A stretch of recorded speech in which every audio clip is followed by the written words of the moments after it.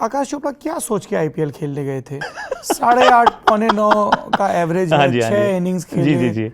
जब उनको पता है कि वो he is not meant for this format, क्या था आपके दिमाग में केकेआर के लिए खेलते वक्त? I'll tell you. So, ये उस साल की बात है जिस साल ना मतलब कई बार सवाल तो एक्चुअली ना केकेआर से पूछना चाहिए तुमने लिया क्यों था इसको, and then they'll tell you and then they'll tell you कि क्यों लिया था।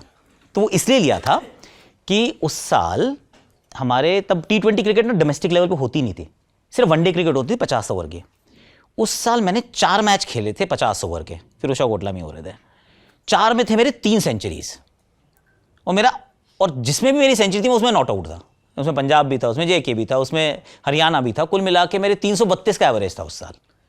तो 332 का अगर एवरेज हो और आप 100 पे 100 मारे जा रहे हो, एक वो सीजन आपका रहा है जिसमें आपने 1500 रन बनाए हुए हैं, तो बंदा कहता है यार ये तो अभी जिस तरीके की फॉर्म में है देयर इज अ पॉसिबिलिटी कि आप इनमें इन्वेस्ट कर सकते हो और ये अच्छा करेंगे। ये उनका पॉइंट ऑफ व्यू था, इस वजह से, नहीं तो कोई पैसे तो किसी को नहीं देता। तो उन्होंने इसलिए रखा। अब मैंने क्यों खेला?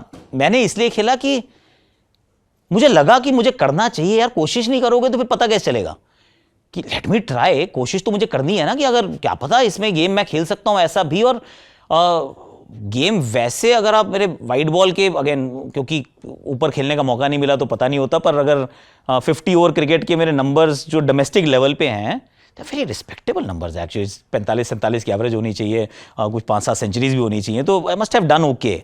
पर वो तमगा बहुत पहले लग गया था कि ये टेक्निकली ठीक खेलता है, तो ये लॉन्ग फॉर्म का प्लेयर है, इसको शॉर्ट फॉर्मेट की जरूरत नहीं है। और कई बार तो मैंने उसको बहुत सीरियसली ले लिया था कि मुझे तो ऐसे ही करना है। इनफैक्ट ये तो केकेआर के साथ भी बड़ा इंटरेस्टिंग हुआ कि केकेआर में जब सिलेक्शन हुआ उसके बाद शुरू में मैच खेलने को नहीं मिले।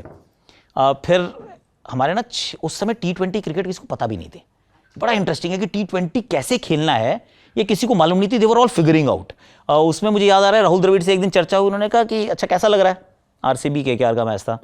राहुल भाई थोड़ा डिफरेंट है। हाँ यार डिफरेंट तो है। कह रहे 30, मतलब one thing Aakash you have to realise, जो मैंने फिगर आउट किया है कि you should be okay to get out, क्योंकि हम सब आर डिजाइंड कि यार अगर फॉर्म में हो 30 पे पहुंच गए तो 50 तक पहुंचो यार। कह रहे 30 पे हो इससे फर्क नहीं पड़ता, पिछली बॉल पे चौका मारा इस बात से फर्क नहीं पड़ता, every ball try and maximise, और उसमें आउट हो जाओगे ना, आउट होना ओके है। तो वो मेंटल शिफ्ट अगर राहुल द्रविड़ को करना पड़ रहा है तो आई मीन तो मुझे तो करना ही था, कोशिश तो करनी थी एटलीस्ट।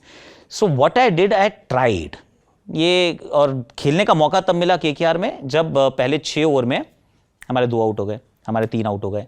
अब रियलाइज़ हुआ कि यार 6 में अगर 3 आउट हो जाते हैं ना तो आप मैच में बहुत पीछे हो जाते हो।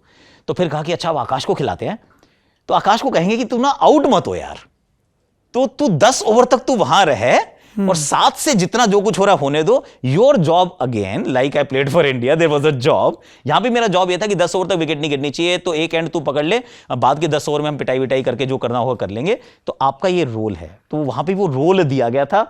अगेन आज की डेट में क्या उस रोल की कोई वैल्यू है? I don't think modern day T20 cricket में कोई एंकर जैसी कोई जगह होती है मोस्टली, पर उस समय किसी को आइडिया नहीं था, सब लोग फिगर आउट कर रहे थे। और आई थिंक ट्राई तो करना चाहिए, बिना ट्राई किए कैसे पता चलेगा कि भाई पानी में उतरोगे नहीं तो कैसे पता चलेगा कि तैरना आता है या नहीं आता। हो सकता है डूब जाओगे यार, इट्स ओके।